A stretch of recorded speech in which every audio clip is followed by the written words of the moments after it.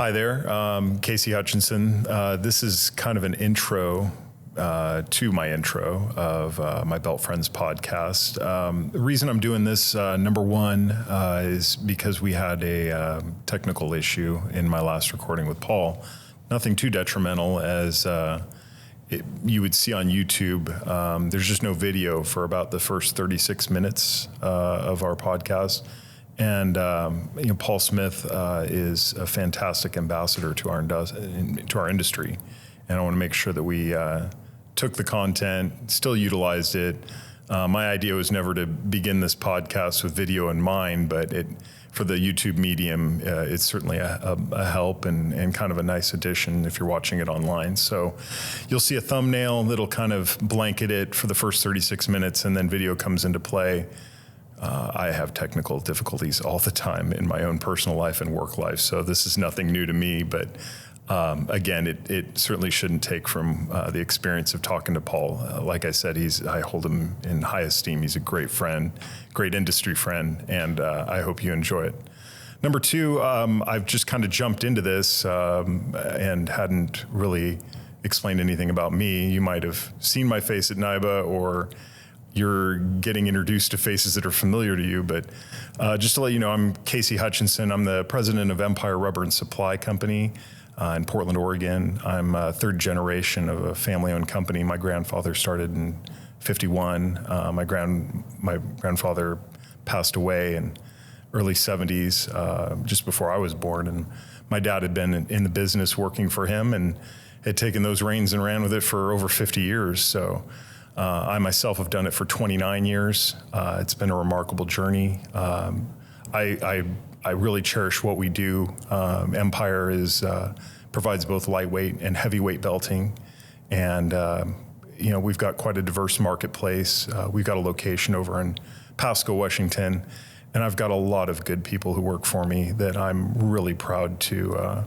help serve. And just trying to get the word out about Empire, perhaps, but my reason for all of this was just to introduce people that I've gotten to know and that I think have wonderful stories to share, things to relate to, and thought it'd be worthy of capturing and sharing with the rest of us to kind of share this remarkable ride in our industry. So that's my spiel. So again, this is the intro to the intro. You'll probably see one more here, but here we go. Take care, everybody. Thank you.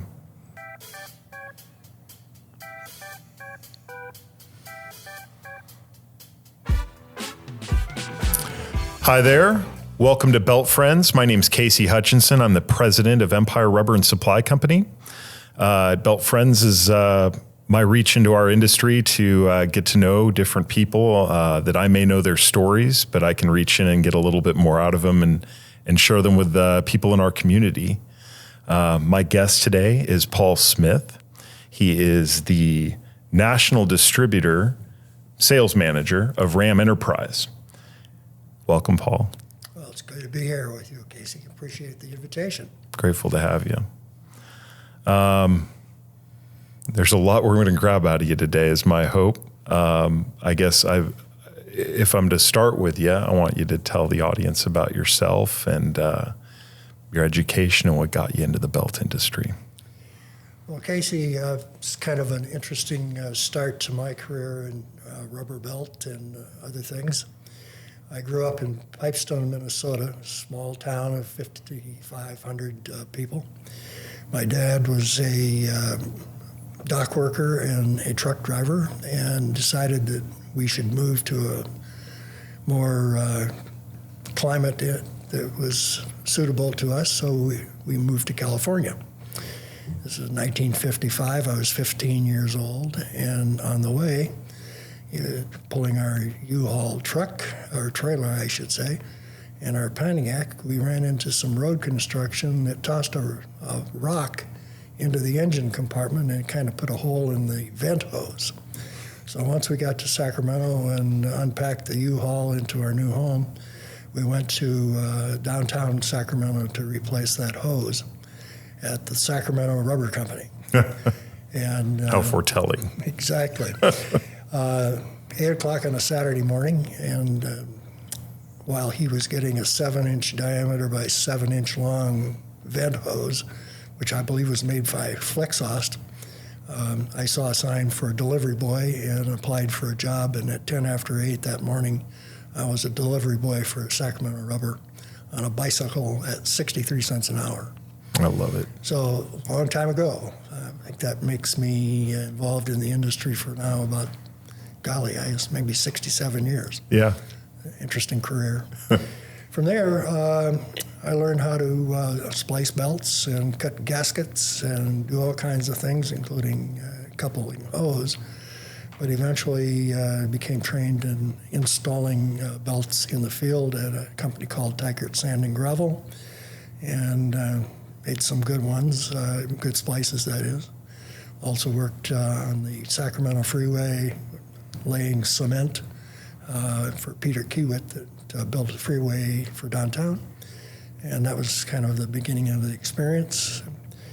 I ended up applying for work at B.F. Goodrich and was accepted as a trainee. Spent 6 months in Akron, Ohio, learning all kinds of things about all kinds of rubber. Particularly interested in belting and hoses as well. For Sacramento Rubber, we did both.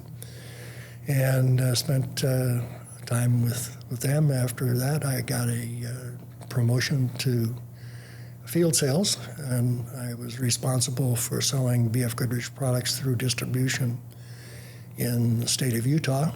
Lived there in Salt Lake City. Had the southwestern quarter of Wyoming as my territory, and the eastern half of Nevada.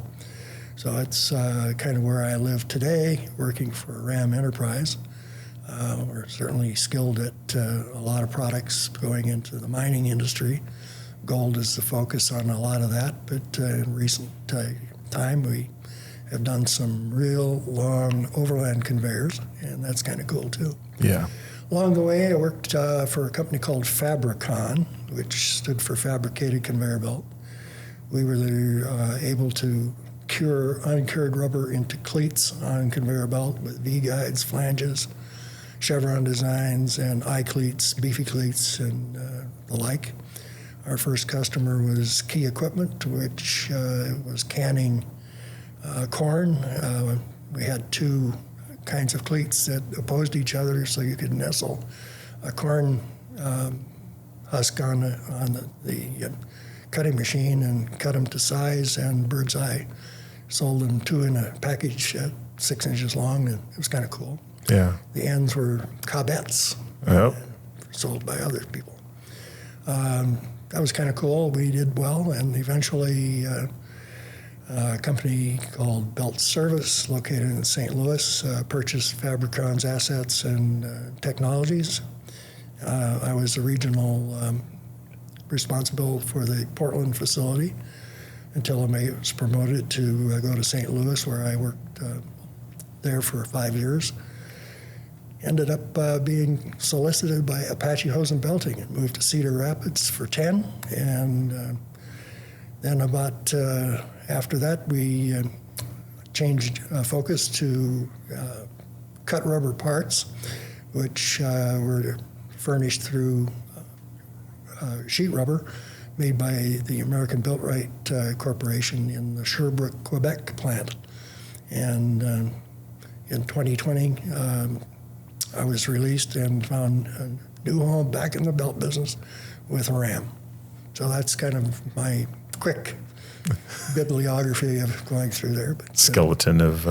it's a nice career. Love what I do, and if you like what you do, it's not work. Right? A lot of good experience. Yes. You've worked with a lot of good people, too. Oh, dozens. It doesn't even match it. I would have to say hundreds. Yeah. I probably have interacted with the industry from collection of NIBA associates and whatnot, probably 1,000 or more. Maybe couldn't identify them all, but a great place to learn about belt. Yeah. Who would you consider ambassadors of your learning through the industry, people that you glommed onto that really steered you the right directions? Oh, you don't really know those things at the time they happen, but the guy that hired me the first time certainly told me there was more to rubber than simply grommets on the replacement underneath a toaster. Yeah.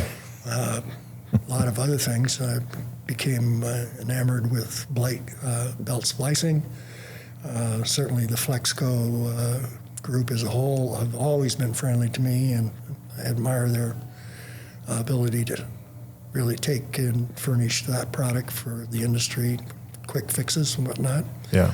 Ram, of course, does an awful lot of vulcanizing endless belts, and currently is working on a 42-mile overland conveyor that will handle frac sand from Odessa, Texas into New Mexico for refining. It's in 4 sections, and 42 miles is a long way. It's a lot of belting. 85 miles if you include it coming back. Wow. Let's touch on that. How many splices are they surmising they'll be doing over on that project? I don't think I have the details of all of that. Yeah. But you do. It's a steel cable belt. Oh yeah. And consequently, it's flaked back and forth at assembly areas, and I think we have roughly 46 miles of it in stations ready to be put on the conveyors, which are in 4 sections. Wow. I confess I'm not intimate with that, but boy, I'll tell you what, it's fascinating to just learn about it. Yeah. Yeah. Keeps those juices flowing. I love that for you because you've always been so affectionate for the work that you do. I mean, you have a love of what you do in this industry. Well, everybody needs a conveyor belt. Well, yeah, we're essential. How you've watched a lot of evolve in this industry of how things were for you in the beginning, boots on the ground, a lot of learning lessons, going out in the field and calling on things, to where we are with the internet and instant gratification for glomming onto some details without having to go do the legwork that it took to arrive to where we are today. Well, that's true. I think working for Sacramento Rubber was done at a time where the manufacturers of belting actually franchised specific distributors around the national climate. California, for instance, had Bay Valley, Hercules Rubber and Equipment, Sacramento Rubber, Delta Rubber. There were perhaps a half a dozen other ones. Those were entrepreneurial, single-person contracts signed with the manufacturers, and you stayed in your area. You didn't overlap, and you lived with what you could sell. Today, there's an awful lot of those companies that have been consumed by others. It's probably evolution in its normal form. The motion industries, conglomerates, all kinds of AIT, Applied Industrial Technetics. There's the Kaman Group, which was a bearing company acquired by Motion in the last couple of years. So there's more conglomerate kinds of associations today than there were individual companies working when I was coming up as a young pup. Yeah. And a lot of independence going away. I hear a lot of lament for that in any conversation that I have. Well, your company is a lot like that. You're the son of an owner and grandson of the founder. That's a great legacy here in Oregon. At one time, the SIC codes we were speaking of earlier had the 4 counties of the Portland, Oregon area as the #1 SIC code for belting in the world. And that doesn't happen anymore today, but then wood products are not the foundation of today's life.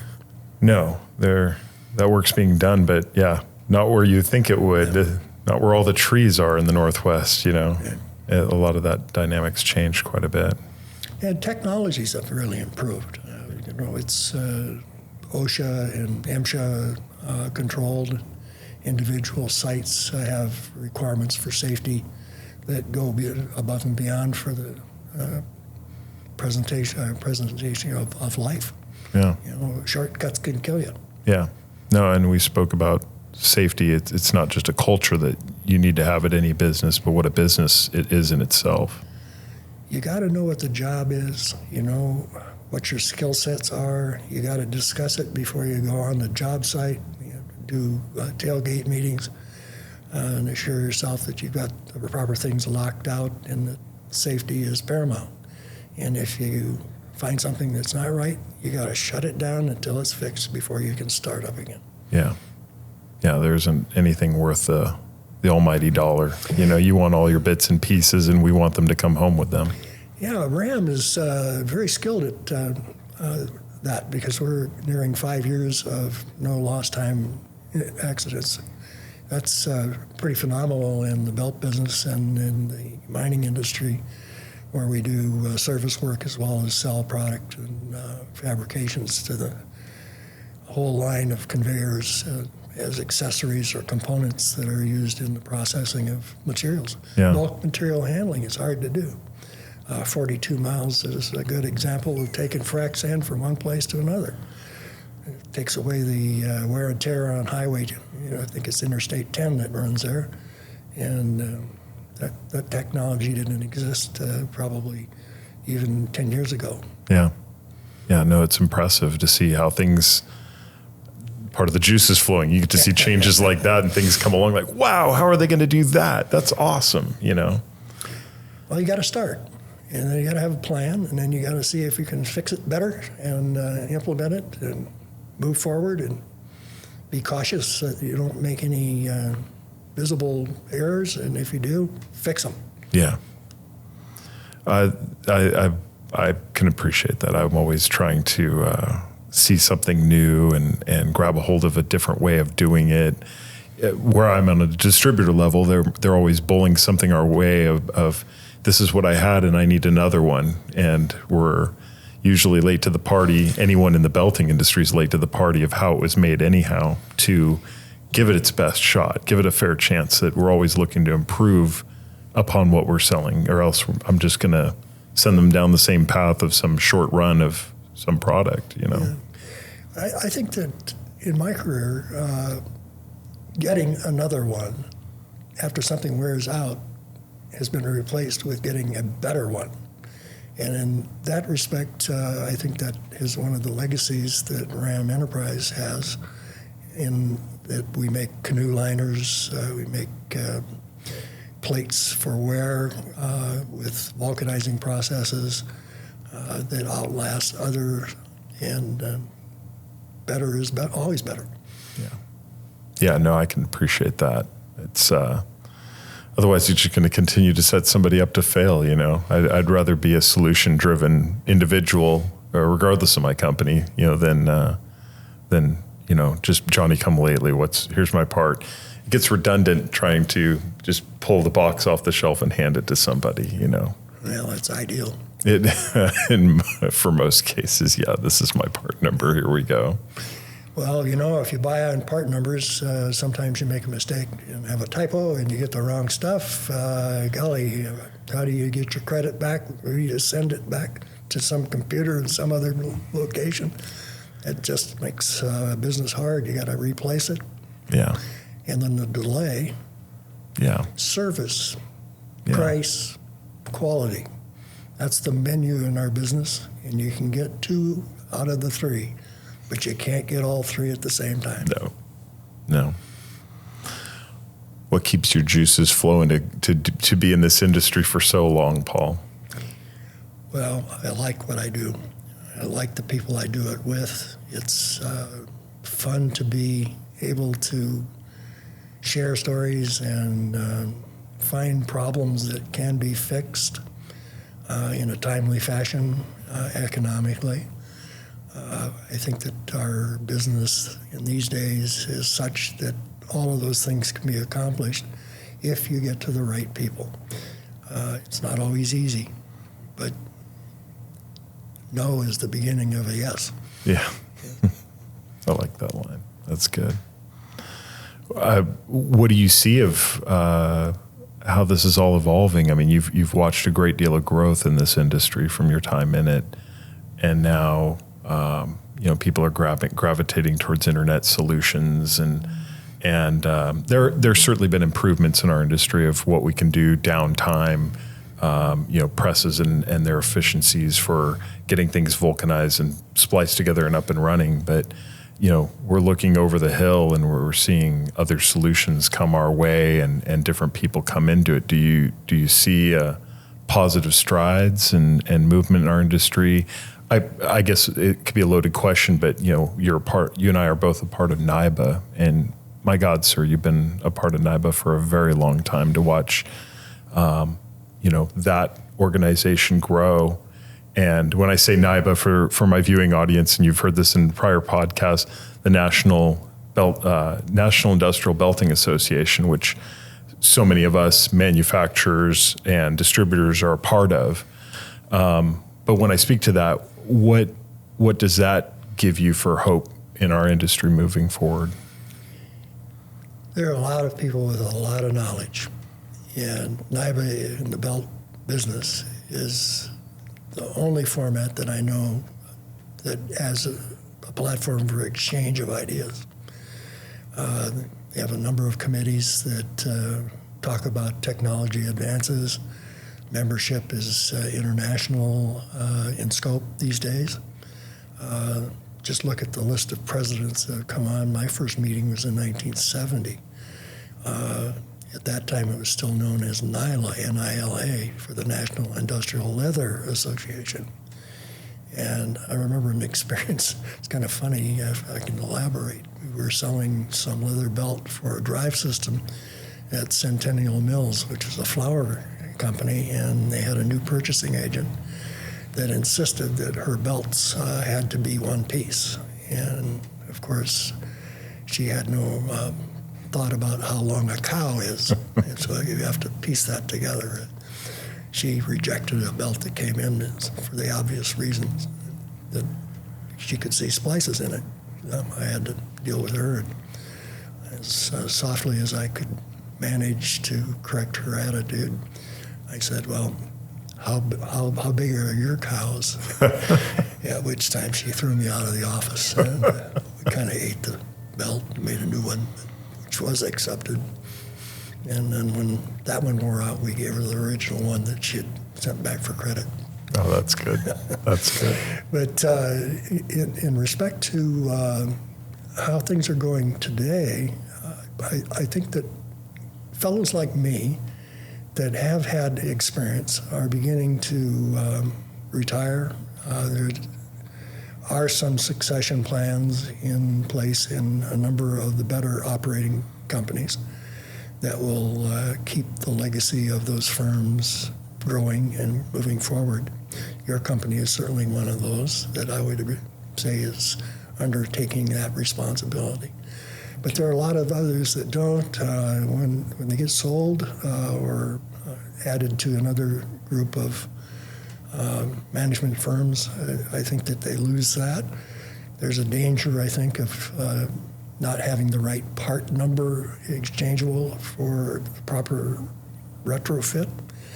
I really don't know how that's going to evolve eventually. Something's got to be done.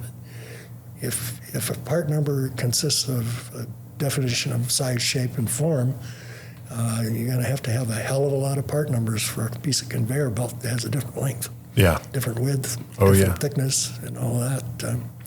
I don't know where that's going to come from. Well, you hit on a couple points. I mean, I'm guilty of doing this right here, talking to you, because I lament the loss of people who retire out and leave our industry. They've certainly earned the right, but with them walks out the door so much knowledge and so much experience that you're not going to pick up a book. Well, who picks up a book in our industry anymore? They're looking online and Googling it or whatever, going to somebody's website and what have you. But, there's a lot to be spoken for boots on the ground and a real world experience there, and how it can be applied to the next circumstance or situation in our industry, because everything's different. You never step up to the same conveyor twice. But on the heels of that, I do see some of the new tools and quote unquote feeding the box to give us some of those answers having purpose and helping me, because I went through a darn near killing upgrade of a new inventory system, and came with a lot of heartache. But we're seeing that tool evolve us so that when a customer's giving us a system name, something that has meaning to them, they can feed that to us and we can replicate that. But you hit on a point that lengths change, dimensions change on a system as somebody's trying to evolve what they have working for them necessarily. But, at least we can change that information. And a lot of what we try to do is with that boots on the ground, because I'm still very old school in our business, that it means a lot to have face-to-face being all of what we do. But proactively, what have you done to this system? What can I do to update this survey and that sort of thing? We still thrive at that because we are that old school mentality with some new tricks. I don't think that will ever go away. Job walks on a conveyor system are really necessary. And if you're trained to look for things that aren't right, you'll find them. Spillage, dust control issues, the fact that you have to wear a respirator in a closed area that is simply caused because somebody didn't pick up what they should have and it's spilling all over the place. Yeah. And a lot of field workers that maybe do, let's say, a belt a month, don't have the wherewithal to look inside or alongside and spot where the failures are occurring or are about to. And that kind of experience, I think, is manageable by the owners of companies that insist on having good training issues. You mentioned NIBA, and I have too, has a very good school of training for different things. Tracking and training is one of their schools. Heavy-duty belt is different than light-duty belt, and there's a whole lot more light belt being used in handling bulk materials these days than it was before. Automation is paramount in package handling. If you can call up or order something at 10 o'clock from a company that can deliver it 2 in the afternoon, that's pretty phenomenal stuff. Yeah. Drones actually brought me some medicine from the pharmacy. That's a new experience for me. Kind of neat. You're kidding. I've heard the stories, but I didn't know it actually. It's a test thing, but I was participating in that with Walgreens in Salt Lake City. Wow. Interesting stuff. It didn't last long. I think that there were some legal issues or flight risk. Yeah. Same thing is true. Of course, the drones are an issue worldwide right now with what's going on in other countries. Oh, yeah. Yeah. And that technology allows us, even our driving habits. We have directions on our iPhones to make sure we get to the right spot within a foot. Yeah. You're going the wrong way. They said, back up and turn around. You're going too fast. You're going too slow. But these people that haven't been through the experiences you have of tearing out that map in the yellow pages, and because you're not familiar with that city or whatever you may have had to have done to get to certain destinations, right? Hey, look, I still got pencils with erasers on the back.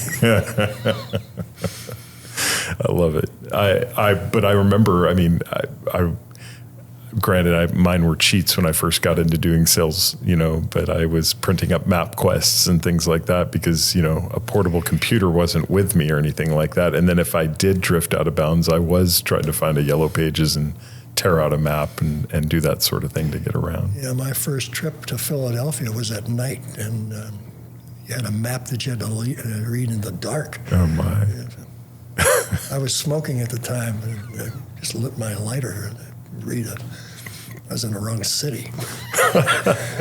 It's unreal.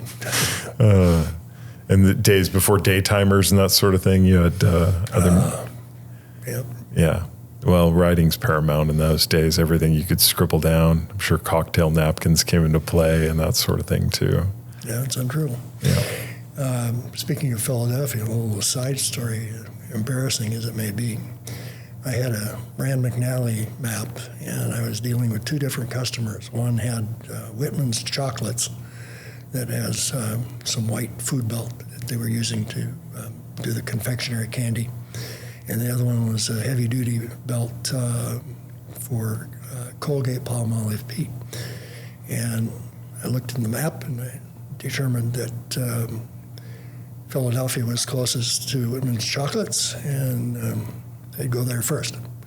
So I arranged an appointment for 11 o'clock in the morning, and we actually got to the site from the airport about 10, did our thing, went back to the airport, flew to Newark, New Jersey to join the other distributor to go to the call game. And after that call was over, it was almost time for dinner. And the guy that was hosting me said, well, let's stop over here at the Brown Derby and have dinner. And so we went under the freeway, and on the other side of the freeway was Whitman's Chocolates. Now that's stupidity, but when you live in Portland, Oregon, and you don't have any version or familiarity how close those little states in the east are located, I mean, really, Salt Lake, for instance, is 235 miles away from Elko, where RAM exists. It's 500 miles to Denver. It's 450 miles to Las Vegas. It's roughly 850 miles to Sacramento, probably 900 to Seattle. It's hard to get around, but in the east, you just get in your car and you drive there, and you're there in an hour. Yeah. And you probably can call in 3 or 4 different states in the same day. Yeah, they're right on top of each other almost. And bringing up geography, there's not a lot of people who might be listening to this. There is no similarities between the West Coast and the East Coast. Some, but the geographics of having to go those distances, a lot of steak dinners get settled by where the heads of corporations are over there, not knowing what that means for business over in this real estate. And I guess I speak to that point because, we can't just be right there for some companies that are way off in the sticks making French fries. Well, Casey, you're really right about that. There's a lot of difference in cultures. New York salesmen probably won't be successful in Los Angeles. Los Angeles people may not be successful in the New Orleans area. Northerners and Southerners don't quite meet in the middle, and the same thing is true for the East and the West.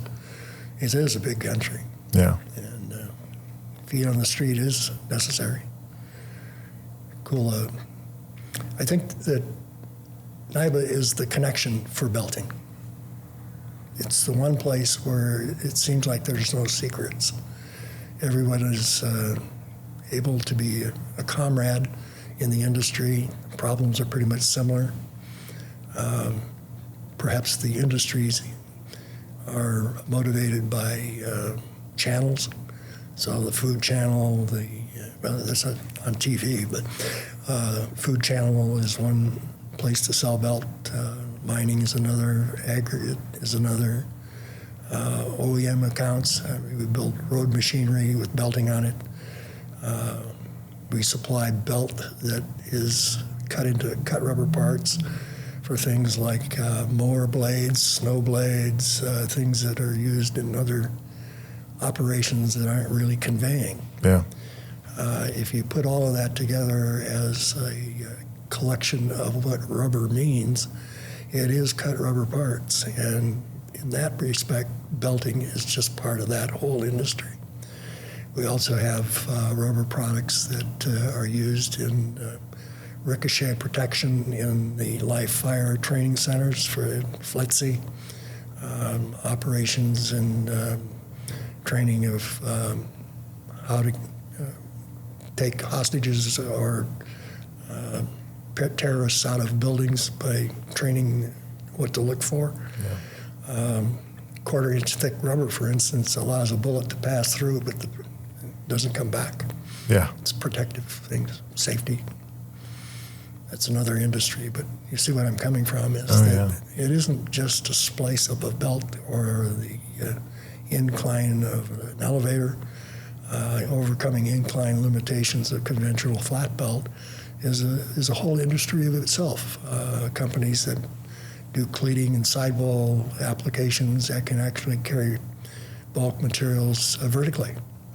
A company actually carries water on a peg belt at very high speeds vertically, and that's another thing that you probably wouldn't see every day. Yeah. But bulk powder, same thing. Well, and I love that. It's fascinating that you get to run into Every day. everything so different, and if you have a forensic mind, why are you doing it this way? You get to crawl into those things. And like you said, when we're providing cut pieces and things like that, even with the modern day reaches of a website, we had Jim Henson's Muppets reach out to Empire Rubber, and they sent us the actual rubber that was used in Kermit the Frog's mouth, because they had these expansion ideas of getting the franchise going, and it meant building multiple Kermits again, but they wanted that exact same rubber. And can you replicate that? And how geeked we were to be receiving, that's Kermit the Frog's mouth rubber, and how it wasn't going to, it was not a sale that was going to set anything on fire, but you were determined to help provide for it. So in providing to those applications and learning different things, I cherish it, because it's not, like I said, you're grabbing the same box and you hand it off. It's not a basic commodity. It's different width, it's a different length, it's different thickness. What's it doing? That forensic behavior, when that takes over, it's fun. You get to work in different circles with different like minds in that regard. Absolutely. Yeah. So I want to ask the right questions of you, because I pulled you into this for good reasons, and please keep taking off with the stories, because I've always cherished those from you, Paul. But with the different people and different areas you've worked with in this industry, I mean, and we mentioned NIBA and people that have gotten in on various committees. You yourself have been involved in committee. How did you get pulled into that work? Well, it's a long time back. 1970 was my first attendance, and I think if I count that right, this will be my 54th in September that I've been in consecutive meetings. Even when they were canceled, I was in the city. That's how I say it's continual. Yeah.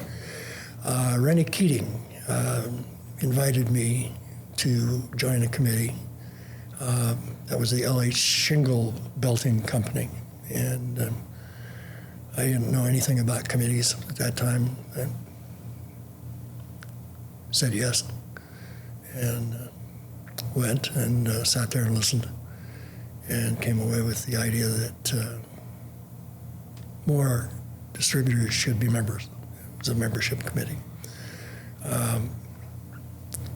It formulated an opinion of me that the belting industry, NIBA particularly, needs to have participation by everybody that's in that industry.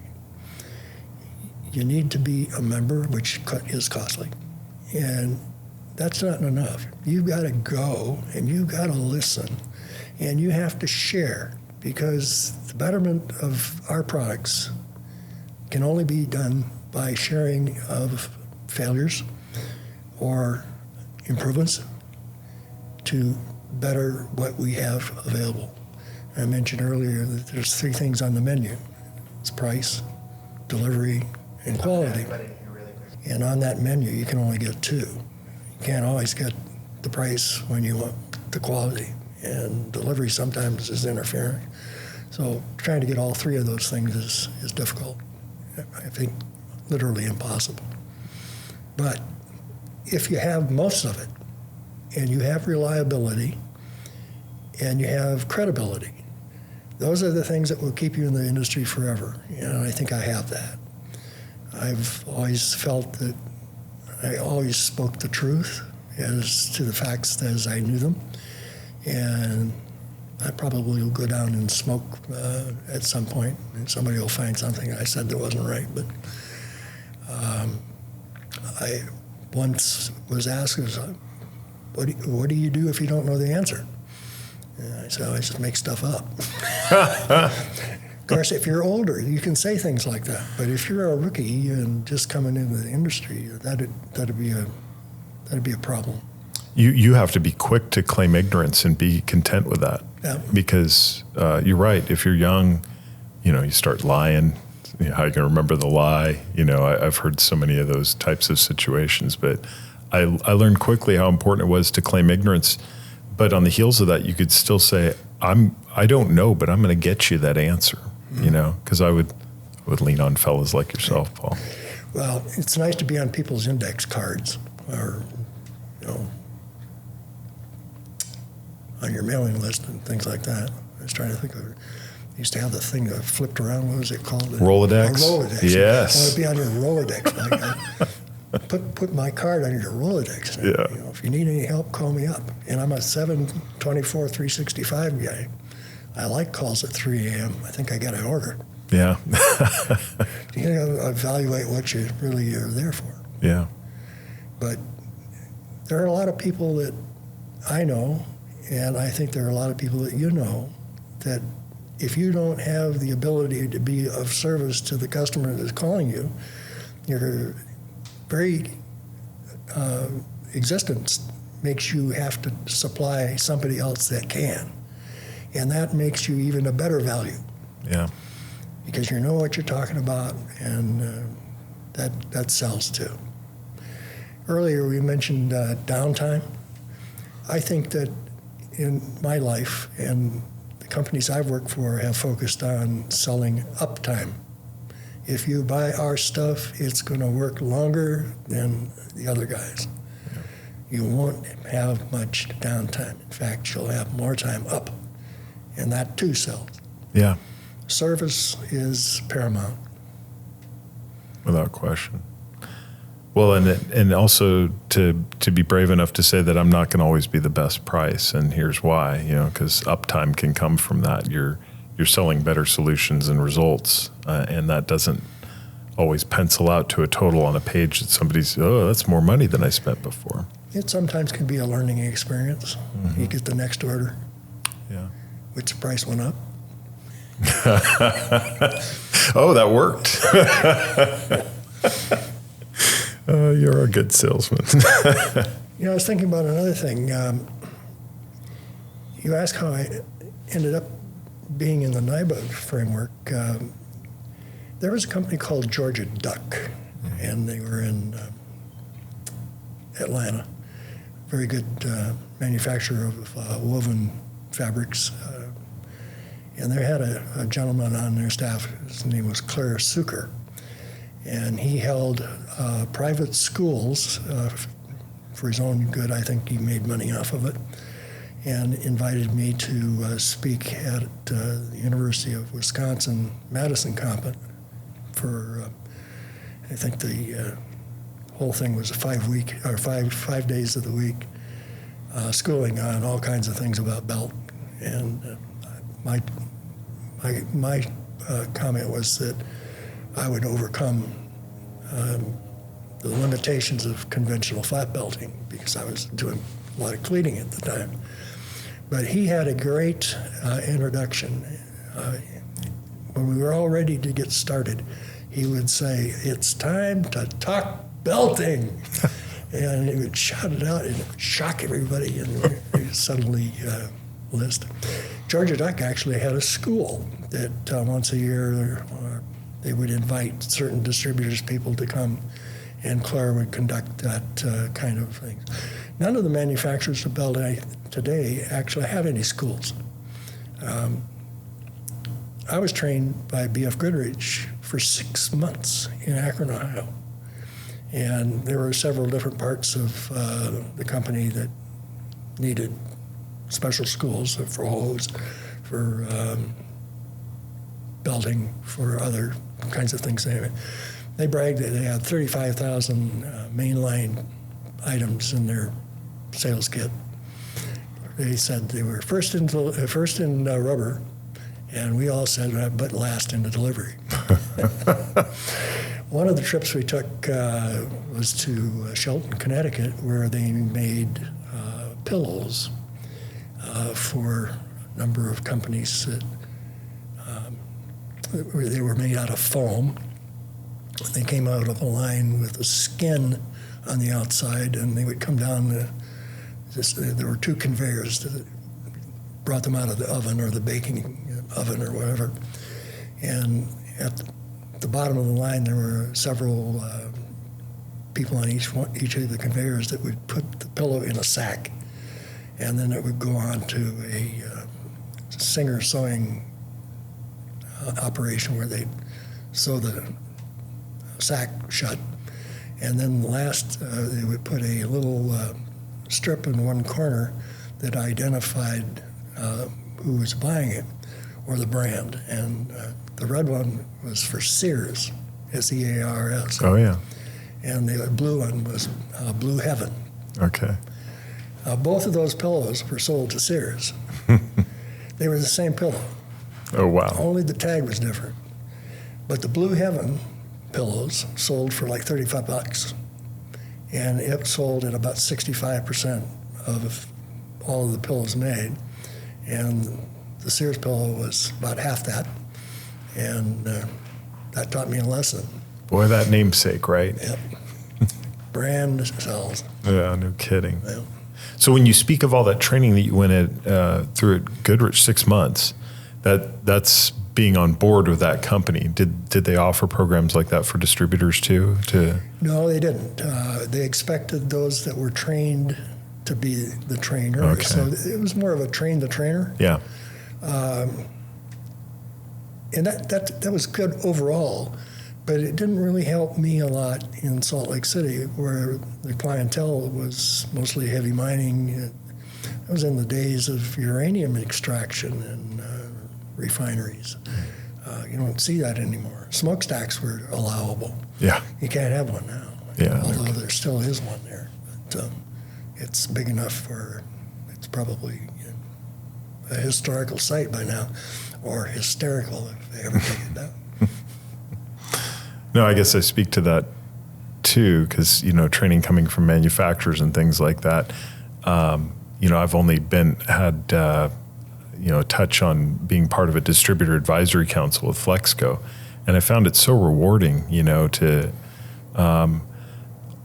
learn from the people in the room, but have a voice, come sharing war stories that they're after from you, because that helps them with what they're doing with their products and what they need to do. And I knew that there's been a past where there were a lot more distributor advisory councils on larger manufacturers. I remember it from Scandura and other folks that Right. Are unfortunately no longer. Just very rewarding experiences that made me certainly want to circle back to NIBA, because that's like a tremendously big distributor advisory council at that point. I remember when I was first starting out, there was a definite definition for the industry that neoprene was oil resistant. Nitrile was offered as oil proof. So if you had a gasket or something that needed to avoid swelling from petroleum products, you would want the best that you could get if you're going to have long-lasting stuff. And then the terminology changed, and MOR became a significant statement that major oil resistance was what you were getting with MOR. I always knew it as moderately oil resistant. Well, that was the next step. Okay. So as the prices seemed to dwindle, then moderate oil resistance was a way to sell something cheaper. And then, of course, a lot of people blame the imports for getting into that business, and the resistance was minimal oil resistance. Yeah. And then the farthest down it ever got was maybe. I'm going to remember that one. Very revealing. Yes. think we can get into superior oil resistance and play in that field too. Well, I guess back to the the 3-word menu: What was that? price, Yes. delivery, Yes. quality. Yeah. No, I can appreciate that.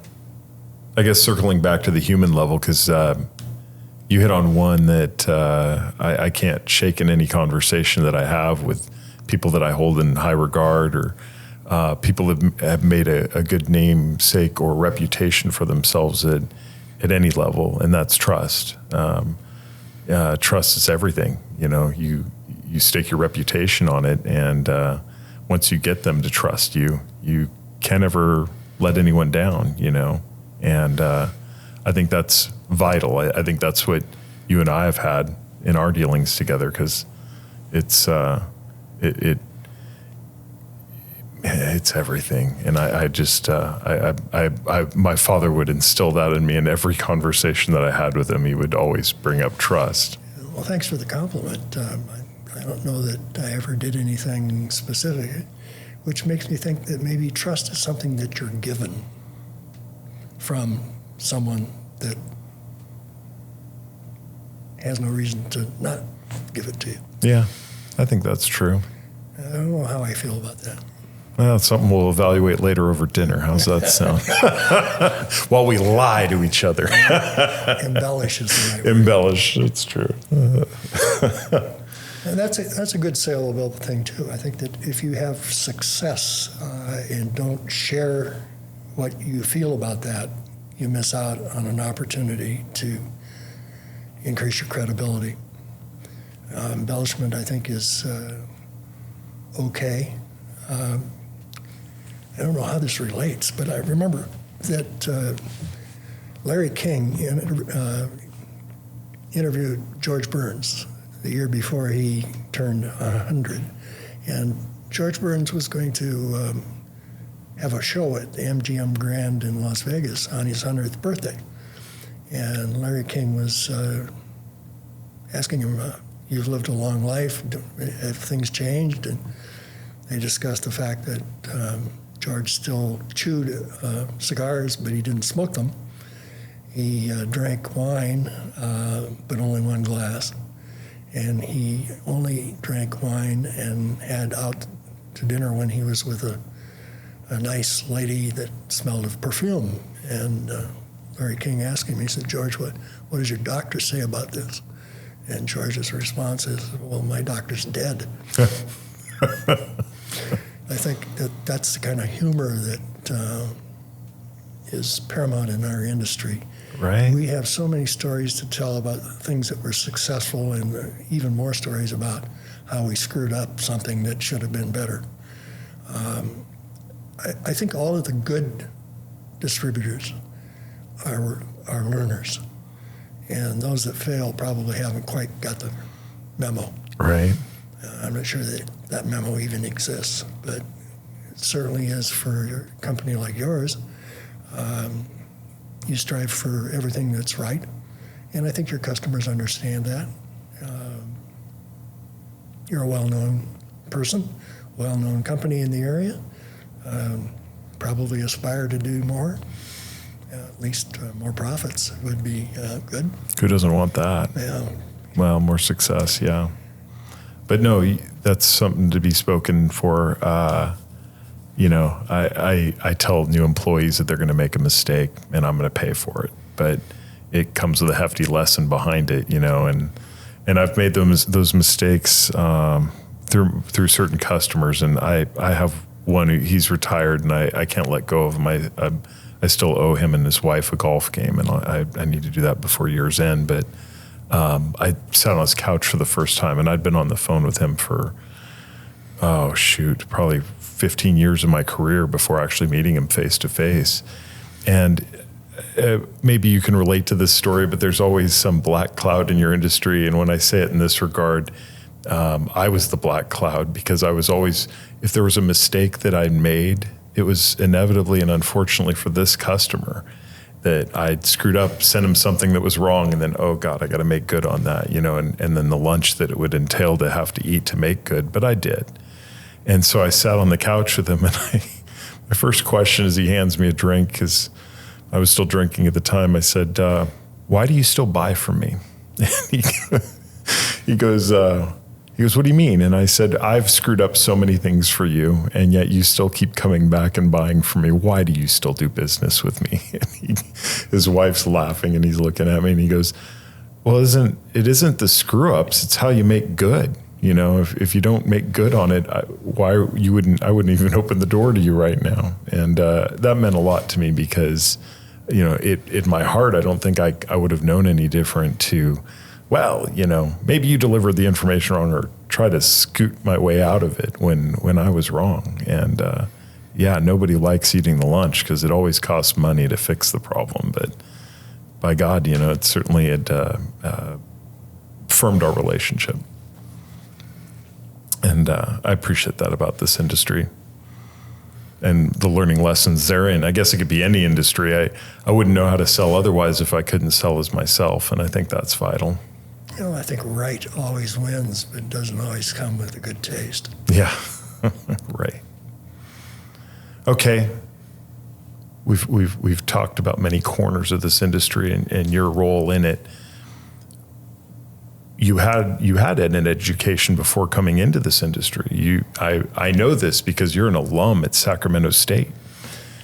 Yeah, I played basketball. I was good enough in high school to get a scholarship to the University of Utah to play there. 1958-59 season, Billy McGill was the center that was the freshman.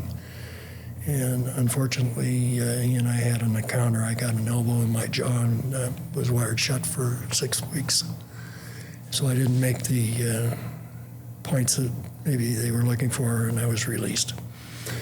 I went back to Sacramento, where my parents lived, and went to Sacramento Community College, and then on to Sacramento State College. And in 1961-62, Sacramento State went to the NCAA Division III championships in Evansville, Indiana. We were the dark horse. I suppose after we won the first game, we became the Cinderella. We won the second game and then lost in the finals to Mount St. Mary's, a Baltimore school, by 1 point in an overtime game. And it seemed like the world ended when the ball fell off the rim. Yeah. You could have heard a pin drop, and for a split second that seemed to be a minute, there was cheering on one side and silence on the other. Oh, yeah. It was amazing. Yeah, what an experience, though. The following year, I had an opportunity to, what you would call today as a walk-on. I had a tryout with the San Francisco Warriors. It was Wilt Chamberlain and those guys. I lasted 3 days. Those guys could run faster sideways than I could run full speed. It's easy to think of that as a missed opportunity, but it wasn't. They didn't pay any money for a rookie at that time, especially a guy unknown to anybody. But it was certainly a learning experience. I think that if you apply yourself in the right direction, you're going to be successful as an individual. And if as an individual you happen to be lucky enough to hook up with a good company that's run by a good guy or a good family, that your life will be able to be filled with lots of things that are good for you. Provide all the things that you need for yourself. And I'm a person that believes that the most important person in your life is yourself. Yeah. If you don't take care of yourself, and if you're not healthy, you can't be good to anybody else. So, focus on health, safety, learning. Be curious all your life. Curiosity will give you more opportunities to be successful in avoidance. I'm too busy. I don't want to go there. Get up, get your keys, drive your car, and look. If you can't see inside, you don't know what's there. If you don't know what's there, you can't quote. If you don't quote, you're not going to get an order. And that's the whole secret to being in the field. you have to be a role player. You've got to know when to take a jump shot and when to make the lay-in. But the first thing is you got to get on the court. Yeah. If you're not on the court, you're just a bystander. It's a good analogy. Well, sports does that for everybody. It does it for me. I played ball for several years, nowhere near your level, but enough to recreate with it and enjoyed John with the guys that showed up and played on the court too. Yeah. Yeah. And then I think you have to have a second part of your career too. You got to have something that keeps your interest going. I played music for 3 years in college, and certainly glad I'm not in that venue anymore, but certainly taught me an awful lot about easy listening jazz. And I'm a real fan of Taylor Swift today. She was a great singer, actor. I think that what's missing in her career is speaking up about women's issues. We need more people that have voice. I believe that if you have clout and don't use it, it's worthless. Yeah. And well stated. That's very accurate. And she's certainly got the followers, so. Yeah, she does. One big one. Yeah. Well, you've hit it. You've hit on it a little bit. What's fun for you when you're not working? I dream of being a couch potato. Okay. I think that I could have a real good time with sports on TV. I have a 68-inch Sony, so instead of going to Australia to watch a tennis tournament, which costs probably $16,000 if you go for the whole time, just buy a Sony and get it close enough where you can still make your head go left to right, just like the ball. That's a good thing, and they got a good announcer to cover the sport and fill you in. You don't get that in the stands. No. I don't do it anymore, but I like hiking. Yeah. I've climbed all 7 Cascade Peaks in the west, Mount Jefferson, Hood, Yeah. and the top of Mount St. Helens before I blew. You went to the top? Mm-hmm. Okay. Yeah. I can only say I've been to the crater, so. Well, another thing that I relish in memory is that I had dinner the Friday night before 9/11 in the World Trade Center. Oh, wow. Boy, I cried at, watching those 2 Twin Towers come down. Wow. I don't think I'll ever get over that. Boy, you'd never shared that one with me. I had no idea. Well, I don't generally talk about it. No, I get you. But that's... Men don't cry, but I've certainly had a chance to do that recently. And you've got to let your emotions out sometimes. Enjoy the good things, but learn from the bad and recognize that life always goes on. My mate perished just recently. She was a donor, and her liver, kidneys, and eyes are being accepted by other people. Oh, wonderful. That's wonderful. A little hard to say, but... Yeah. No, I thank you for going there. I know we talked earlier, and I know how hard it's been for you, but that's life on life's terms, right? And it's celebration afterwards. I think that I'm a donor. I anticipate that, but I learned an awful lot about what goes through the final hours as you take care of things. If your body doesn't meet the right status, which, by the way, is undertaken by FDA, so if you have something in your blood that would harm a recipient, you're disallowed to have that happen. But once you're approved, they proceed. Yeah. It's a little hard to watch, but certainly those recipients that maybe haven't seen ever before will see something. And certainly, well, you have experience in your own office with heart transplant, if I'm not correct. Correct. And there's an awful lot of good things that happen in companies that are run well. Yeah. Yeah, even in my own family, I've watched somebody be selfless in giving their own kidney, too. So it's been rewarding, too. Well, and see, some people step up and some people just don't. Okay. I'm going to bring a little levity to this. I've been trying to drag a funny question into each of these now. And if you could start a rumor about yourself, what would it be? Gosh. There might already be enough out there. It's a tough one. I can't answer that for myself right away either.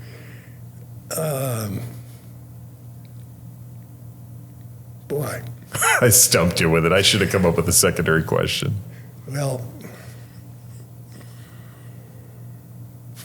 All right, here's one that you got to be able to nail. If you could come up with if you had an autobiography about yourself. Oh. Got an answer. Okay, I want to hear it. If I could get people to think that I'm still drinking. Oh. I don't, but if I could get them to think I was still drinking, maybe I would be more of a cocktail person. Yeah, there is an image to it, isn't there? There is. Yeah, there is. That's funny. Thank God it's gone. Amen. Amen. I will attest to that too. Paul, I'm so grateful for you. I'm glad that we were able to do this. I hold you in very high esteem, not just because I do consider you a friend, a belt friend, as I've named this podcast, but just to hear life's rich pageant through you, because you have lived a lot of life, but you lived it the right way, and that pours out of you. I see you share that with others. I see how you embrace others, and that's nothing to take lightly. That's the right way to live this life. And if I were to take anything from you, it's just that level of gratitude. So thank you. Well, thank you very much for having me on. I think that just being yourself is motivation enough to have another day. Right? Well, and putting this content out and sharing you with the world means a great deal to me too, because there's a lot of people doing what we do, and maybe this will be very niche, but I think it's I think it's cool. I think it's really cool to be able to do this and take advantage of modern tools to do it too. I'm very flattered. Thank you. You're welcome. Thank you.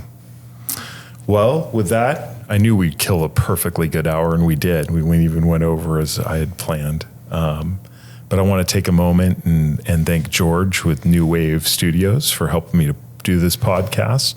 And I'd like to thank other belt friends for tuning in and listening to this. With that, have a good day. You take care.